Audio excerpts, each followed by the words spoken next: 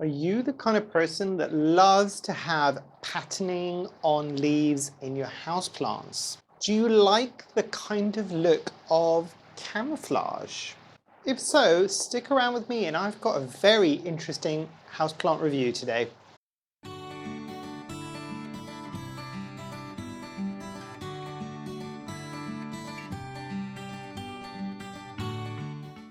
Hi, my name is Memo, this is my channel, Houseplantygoodness, and essentially it's a place where I like to geek out about my big passion. You might be able to see some of it behind me, it's tropical houseplants. So yes, I've got a very special plant to review today, and this, the title would have had it already, is the Aglaonema Pictum Tricolor. This plant has been in my collection just shy of a year, but I'm rounding up to a year for this review.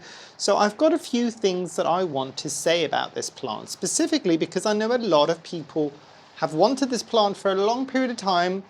There was some interest backwards and forwards, but without further ado, let's dive into some background.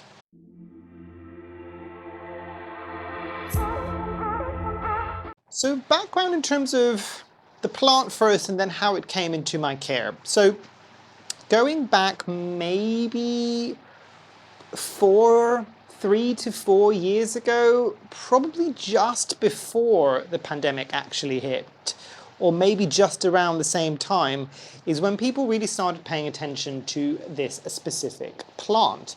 Because, and I think you might be able to tell why, it is very unusual, the patterning that happens on these leaves, because again, we like to think of things in a human way, and this just reminds people of army camouflage. And because of that reason, a lot of people were just like, oh, what is that plant? So that was the reason why I think there was a lot of people that were interested in this plant. However, it was one that not a lot of information was out and about when it first became kind of popular within the houseplant world. Everybody was just like, it's an Aglaonema. I've grown other Aglaonemas. This must be the same. Spoiler alert, not quite. But it's got some idiosyncrasies. The fortunate thing is for anybody looking at this plant review right now for this plant, or even any other of the more recent Aglaonema Pictum Tricolor videos out on YouTube, possibly maybe if you're seeing a reel on Instagram or some pictures, you're probably getting a bit more accurate care instructions or kind of what people have seen that has worked with this plant, because it is an Aglaonema, but it's slightly different. So there was that. I'll touch on kind of more of the availability and the pricing later on within the video, but then talking about the background of how this came into my collection was, and I think I may have done an unboxing about this. If I have, I will kind of put it at the top. It might have been something that I picked up and mentioned or showed later on in another unboxing. And the reason why I'm saying this is because I found this, if I'm not mistaken, in my local garden centre. People that know, people that have been on the channel for a while, I've got a very, very cool garden centre near me that tends to bring some interesting plants, and usually even back when things were stupidly expensive, for relatively affordable prices. This had dropped, and again, I'll touch on that in availability and price, but I found it at a very, very good price. Granted, it wasn't very large, and there was a few other online retailers that got it at the same time, so I think it was a flush that came through. So I'm just like, you know what, let's pick it up and see what happens. So that's a bit more on the background on how this specific Aglaonema Pictum Tricolor came into my care. Oh my god, that word. Aglaonema Pictum Tricolor. Tongue twister.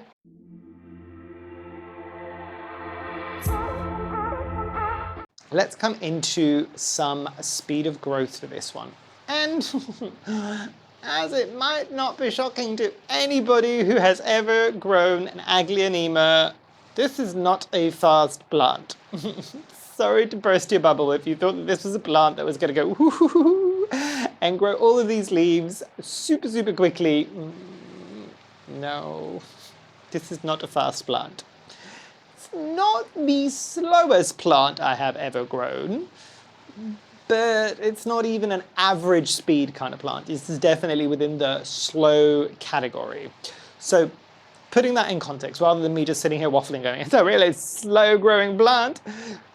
If I'm benchmarking this against something like a golden pothos, if a golden pothos in my space, and I'm growing in a conservatory in the UK, and that might mean high humidity levels, decent light more or less most of the year round, the temperature can get a bit chilly in the winter, but other than that, think of it more like, not quite to the extreme of like an IKEA cabinet or a terrarium, but close enough kind of settings to that. So take whatever I say in this video with a pinch of salt, because my conditions probably are going to vary from yours unless you are growing this in something like a terrarium or a glass cabinet. However, is this a plant that I think needs that? No, but we'll talk on that in accessories and care. This is a plant that, again, golden pothos in the summer in my space might grow 2 to 3 new leaves on each of its growing stems. How much would this grow? Growing season, this might get 1 new leaf a month. So that tells you something. In the kind of dormant period, or kind of like winter and autumn, that might slow down to 1 leaf every 2 months or 1 leaf every 3 months. So that is something you need to remember. I did say this isn't one of the fastest houseplants you're ever going to get. So you need to go into owning this plant with your eyes wide open, because I think a lot of people, when they first started, when these first came on the market, were just like, oh, this is going to be super, super fast. No.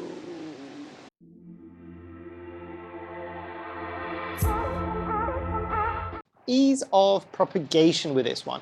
And this is a good one. This is one that I haven't propagated this, but I would imagine, with the exception of the slowness, this would be relatively easy to propagate. And part of that reason, before I show you, is because this is quite different to other Aglaonemas. And I've got another Aglaonema that I can show you in just a second. But look at that.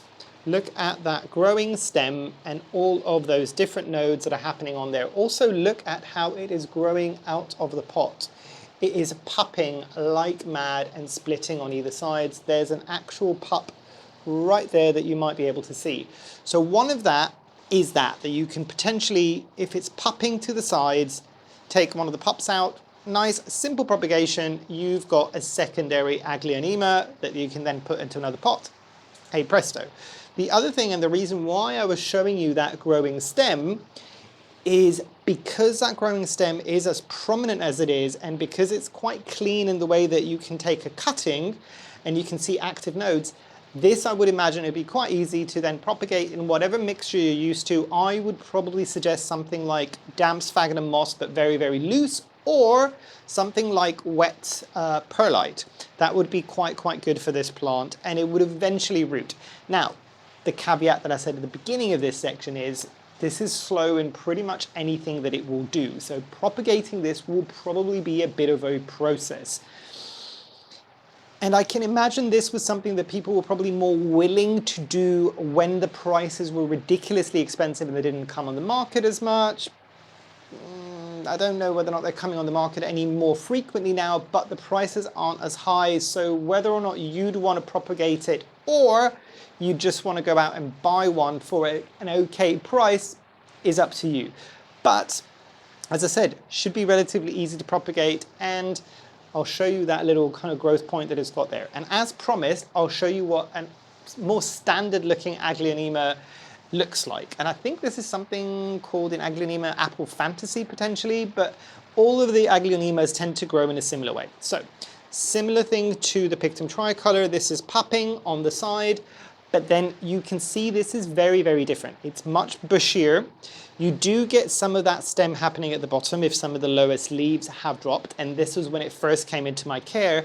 But unlike, and that's a very key point, unlike the Aglaonema Pictum Tricolor, where you can kind of see it's looking a bit like a palm, because it's got a very tall stem with not many leaves on it, and there's much more bushiness on the side. This is a much more compact, more bushy plant. That is the difference. Can you propagate this probably in the same way that you could with this? Yes, because you can still take cuttings, they're still pups. But this one, because of the way that it's growing, which is not for everybody, and I'll touch on that in just a moment, is probably going to be a bit easier to take that initial cutting in order for you to propagate.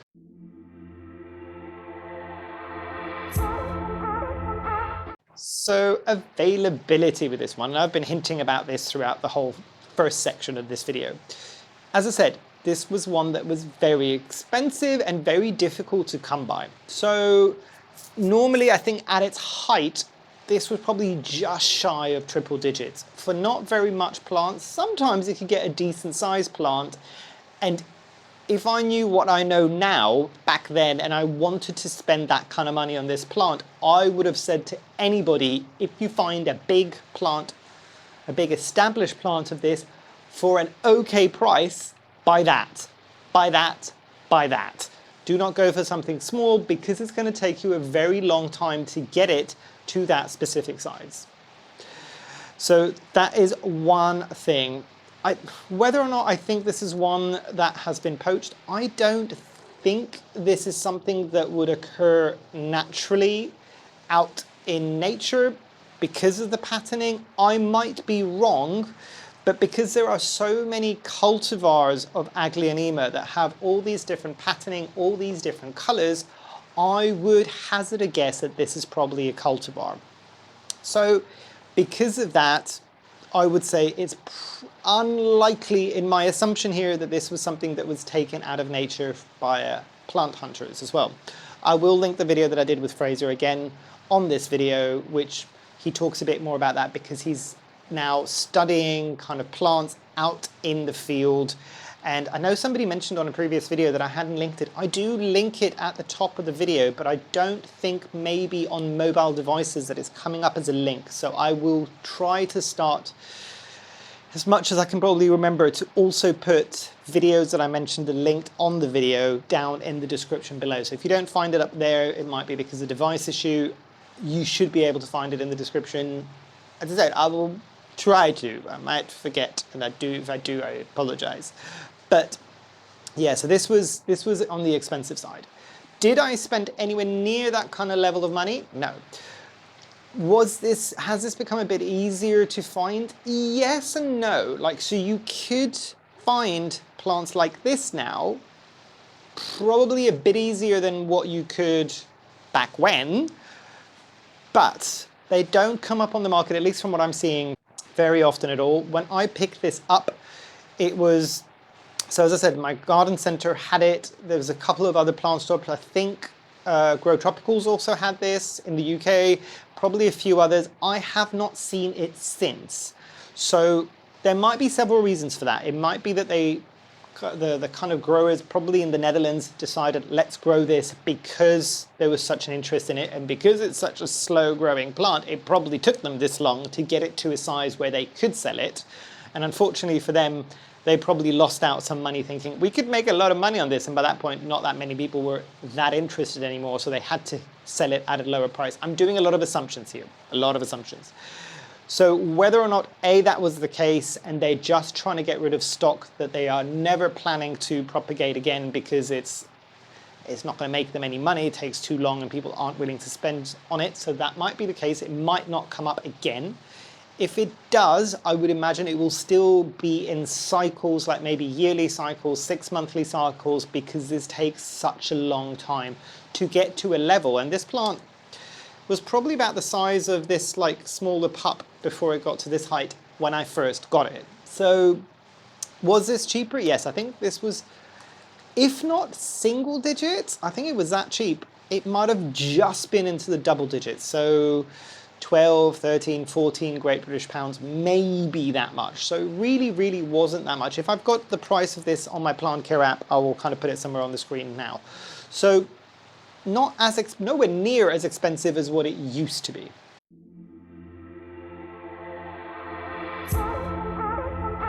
So into pests with this one. And this is an interesting one. I will say, again, this might just be my experience. If your experiences are different, do let us know. And I love the fact that we all have differing opinions, different opinions as well, but differing experiences with a lot of our plants. And that's completely fine. This is what these videos are here for. It's not just to me to say, this is exactly what's happened in my plant. This is 100% what's going to happen in your plant, in your... No. Everybody's care is going to be different. Everybody's conditions are going to be different. So anybody that can share what their experiences are with any of these plants that I review on these videos is always going to be a bonus. So down below, do let us know if you disagree with me. But this is a plant that I have not had any pests on, any. And if I'm being honest, this one the same, and I think most of the Aglaonemas that I've grown, I have never had pests on them. I'm sure there's going to be people screaming down in the comments below going, I know, we've always had pests on ours. Tell us. But I've not really had many issues on this. And this is interesting because this plant does almost have a slightly kind of velvety kind of texture. It's not leathery by any stretch of the imagination. It's not glossy. It is kind of like a matte texture. It almost feels, and I've got the Syngonium chiapense behind me. No, the Syngonium chiapense is, I'm still trying to find a plant that has got a similar texture to that, because the Syngonium chiapense is like rubber. It's hysterical. Yeah, this is, the closest I can think of is velvet. The closest thing I can think of, a suede is what I'm thinking. So if you've got like that kind of textural, it's that. But no pests, none whatsoever, which is shocking to me, as I said, because I would imagine, because there's some nooks and crannies on this, that maybe mealybugs would like it, possibly like spider mites, but yeah.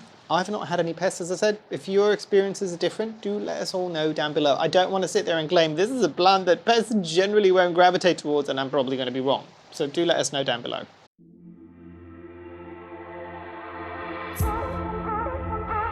Now accessories and care for this one, and I've got quite a few things to say here. So, what am I growing this in? I wanted it to be in a clear pot. I think this is just like a plastic cup that I've burnt some holes in. Does this probably need a repot this summer? Probably yes. And I'm going to put this on my little plant care app as a reminder. The next time I water this is probably going to get potted up one size. But there's a good reason why I wanted this to be in a clear pot. Because again, based on everything that I was seeing from people over the years of growing this plant, this tends to go towards root rot super quickly. However, Vastly will say that I have found that most Aglaonemas, in my experiences, will go towards root rot relatively quickly. Most of my Aglaonemas, I will wait until they are dry. I know there's a lot of people and they're going, we really should water before it goes fully dry. I've never found any of my Aglaonemas have any issue with them going bone dry before I water. Absolutely fine. Just make sure if you are letting things like this go bone dry, when you are re-wetting the media, that it's not become hydrophobic and you're watering it and the water isn't going through. That's going to lead to other issues. So those situations, what I like to do, and let me show you, I might have something like a cache pot, so a decorative pot that's about the same size as the pot.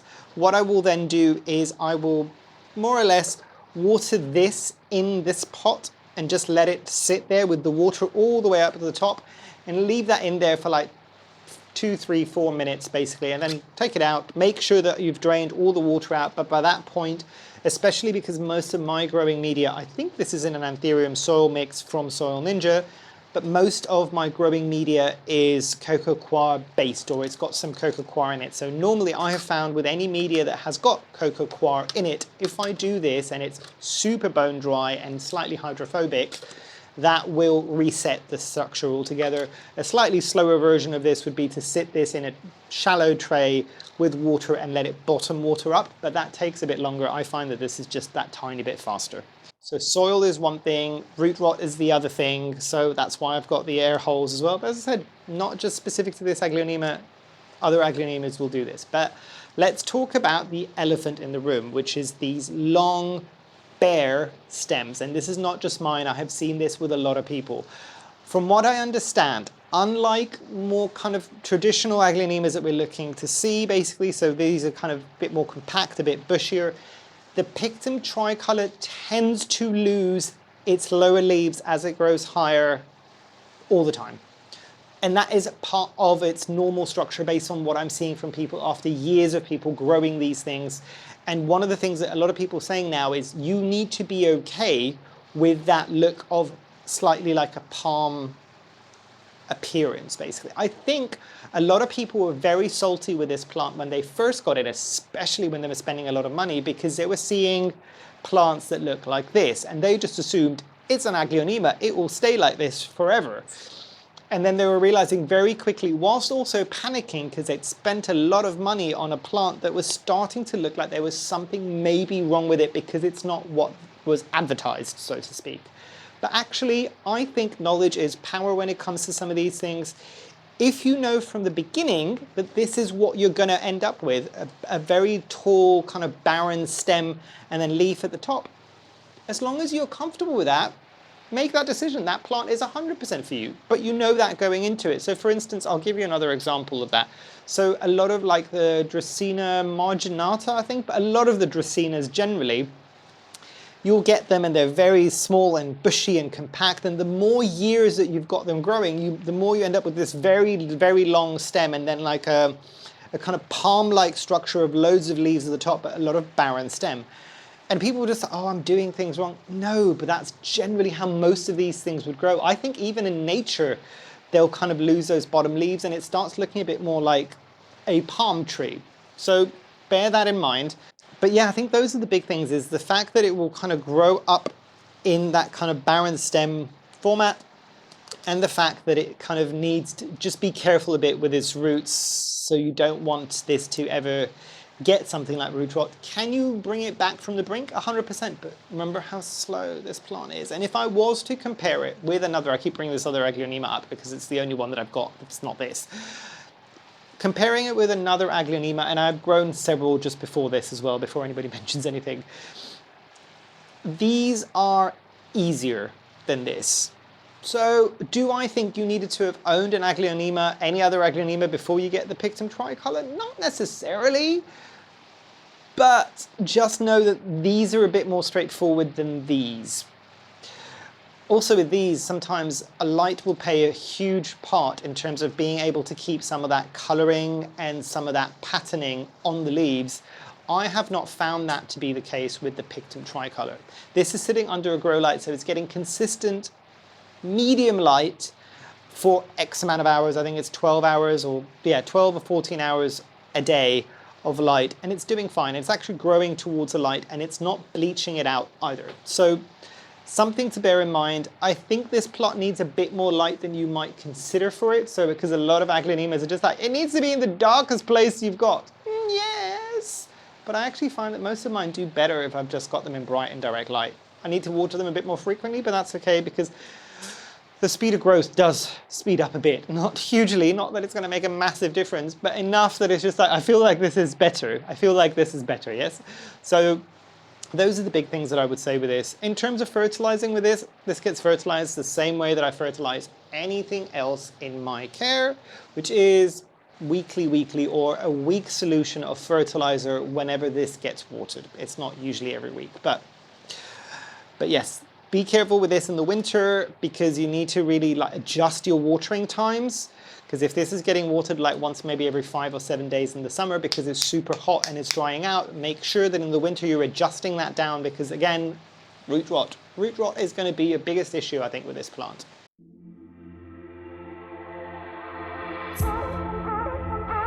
But let's come into some final thoughts with this plant.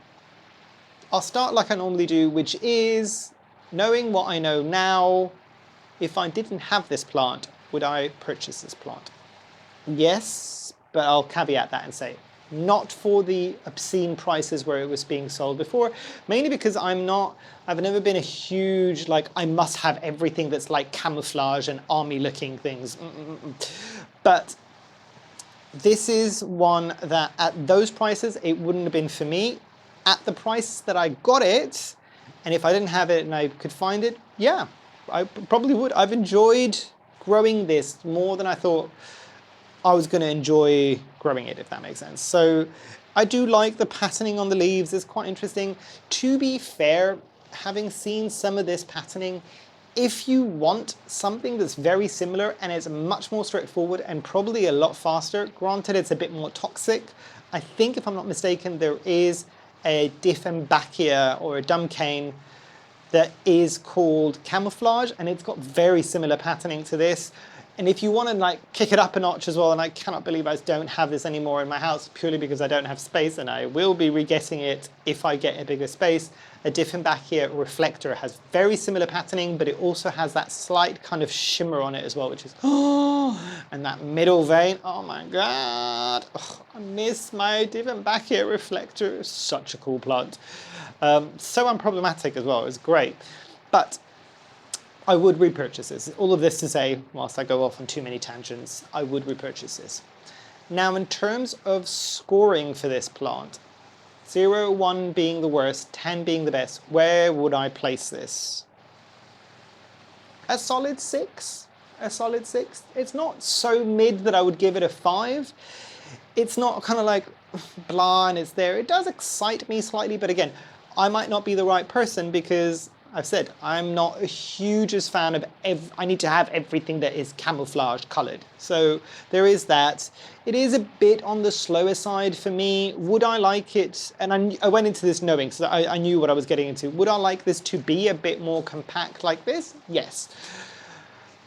But ultimately, it's a solid 6 for me, like, as in like with all of my heart, it's a 6 because it's okay. And it's definitely okay for the price that I got this and the price that it's potentially being sold a bit more now, because it can just become another pretty plant that you can have somewhere that is generally unproblematic as long as you kind of pay attention a bit to the lighting needs and pay attention a bit to not overwatering it. It will just keep doing its thing. This is more or less a feral plant in my care now, and we all love a feral plant where you can just plug and play and you don't have to worry about it too much. There's a bit of that learning curve in the beginning, just so you kind of adjust to figure out what it needs in order to keep it happy. But after you do, relatively unproblematic. So yeah, definitely a solid 6, as I said. But yeah, so what do you think of the Aglaonema Pictum Tricolor? Such a scientific name. It probably isn't. It probably has got some form of like commercial name, which is what we're kind of seeing. But yeah, it's one that I never thought I was going to purchase, and it's not one that I ever wanted to. Interestingly, I saw this in a shop. I'm pretty sure I saw this in a shop, but I didn't buy it online now. And I kind of just went, oh, actually, in person, I kind of get it. On video and on pictures, I'm just like, I don't quite get it. There's other plants that are like that, by the way. The philodendron painted lady, so underwhelming in pictures and videos, but if you see that in real life, you're just like, oh, this is super cool. This is another one of those, I think, for me, that it was just like, oh, actually, no, you are pretty, you are coming home with me. And again, good price, but yes. So I feel like I've repeated myself way too much on this video. Let me know your thoughts down below, but yes, hopefully you've enjoyed. Hopefully I shall see you here soon. And I truly, truly hope that you have a great rest of your day. Thanks, bye.